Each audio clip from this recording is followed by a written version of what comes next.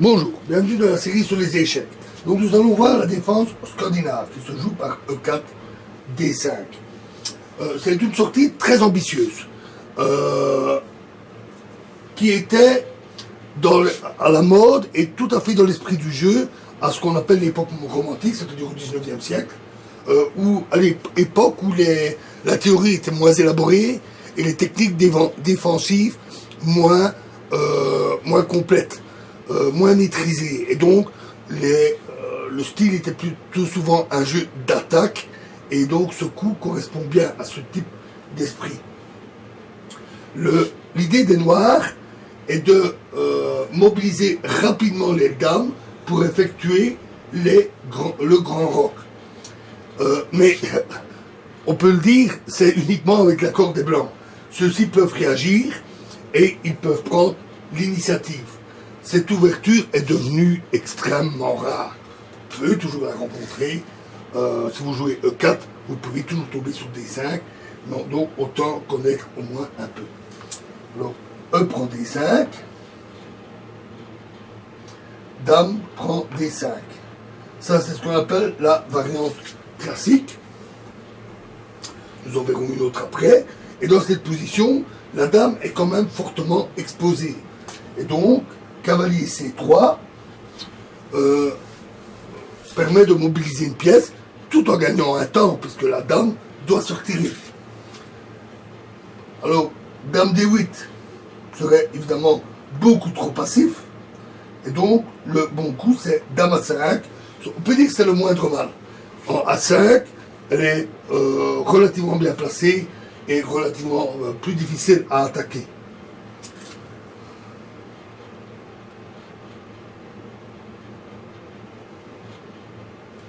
Ensuite, D4, ce coup est le plus fort, parce qu'il interdit la sortie du cavalier C6, à cause de D5, tout simplement. Et la mobilisation rapide de les dames des Noirs est donc un échec. Je vous l'avais dit, les Blancs doivent donner leur autorisation. Cavalier F6, c'est encore le moindre mal. Notons que E5, cette fois, en disant voilà, on joue le même coup, toujours protégé par la dame, c'est une erreur. Parce que cavalier F3,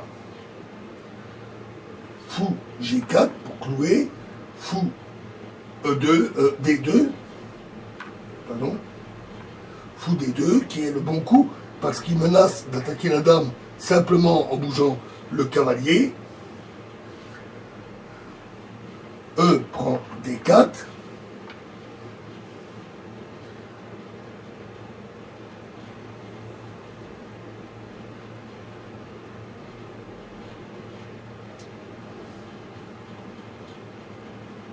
Dame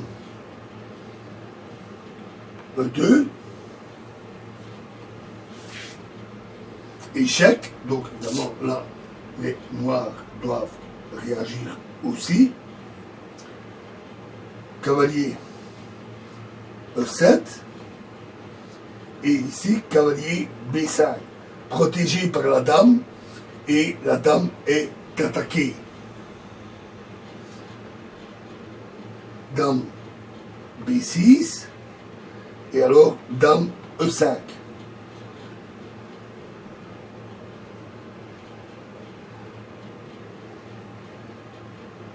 Cavalier attaquant aussi le pion là, avec le cavalier et la dame, le cavalier menaçant de faire une fourchette entre la tour et le roi. Cavalier A6 pour protéger son pion, et A4 qui protège le cavalier, et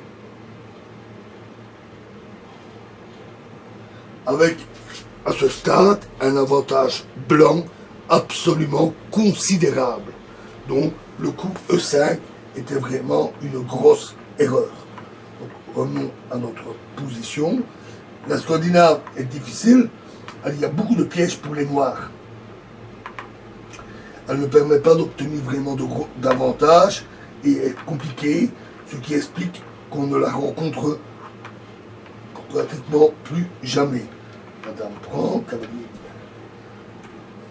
C3, dame à 5, D4, et donc cavalier F6, c'est encore le moindre mal. Cavalier F3, notons que ce coup continue d'empêcher la sortie du cavalier C6, parce que à ce moment-là, cavalier C6, fou B5, qui cloue le cavalier, et le fou est évidemment protégé par le cavalier blanc ici. Fou D7 pour déclouer.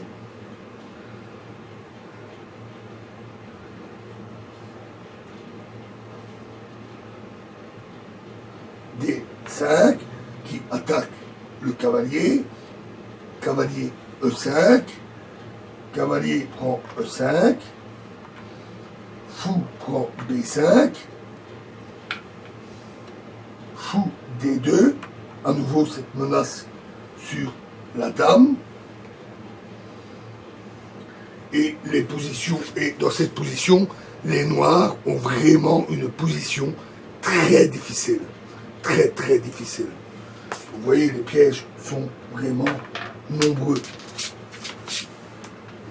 Et ce malheureux cavalier qui n'arrive pas à sortir de sa position.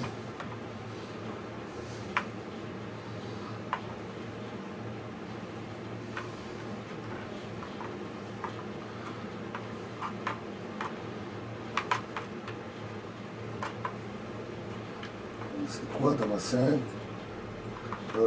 D4, cavalier F6, cavalier F3.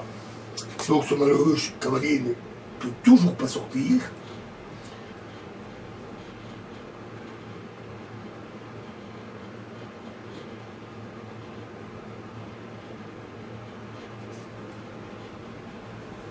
Donc, fou G4 pour clouer le cavalier. Ce coup s'oppose à cavalier E5 qui menace cavalier C4 attaquant la dame qui est presque condamnée à ce stade si on laisse les blancs jouer ça.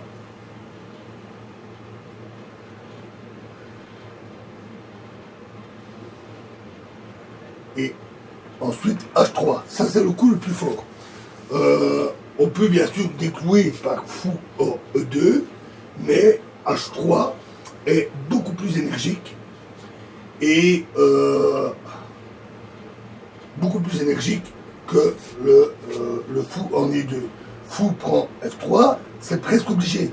Parce que si fou F5, alors G4, fou G6 et cavalier E5 qui atteint la case qu'il visait.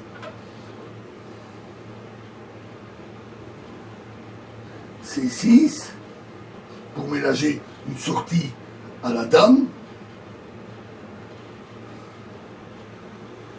H4, le fou est de maintenant très menacé. Cavalier BD7, le fou et le cavalier sont menacés. Cavalier BD7, cavalier C4 qui attaque la dame. Dame C7, elle a une case de fuite. H5, H5, etc., etc. Le fou est condamné, il ne peut plus se rendre nulle part. Donc, là, les noirs peuvent coucher le roi, ils ont perdu la partie. Vous voyez, c'est vraiment difficile.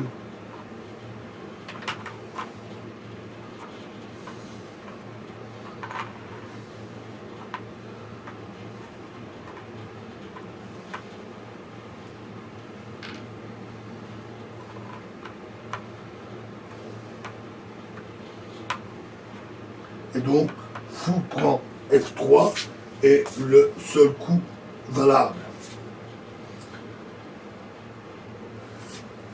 dame prend F3, bien entendu. C6, pour protéger le pion B7 qui était menacé, et la tour qui est coincée derrière. Fou D2. Et ce coup, non, excusez-moi. Oui, ah non, c'est bon.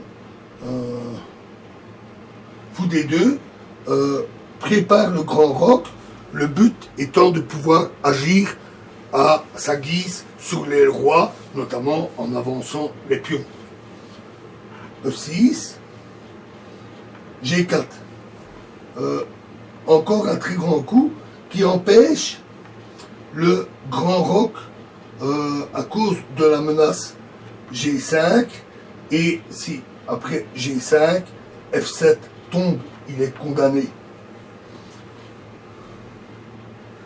De plus, il y a aussi la menace de placer dame en G3, roi, j'ai oublié le grand roc,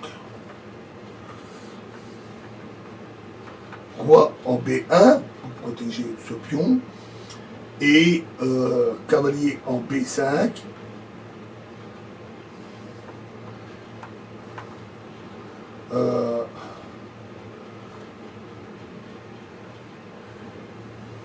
Et donc, dans cette situation, les Noirs vont avoir énormément de mal à effectuer le grand roc, et évidemment, le petit roc serait extrêmement dangereux vu les attaques qui se préparent à l'aile roi.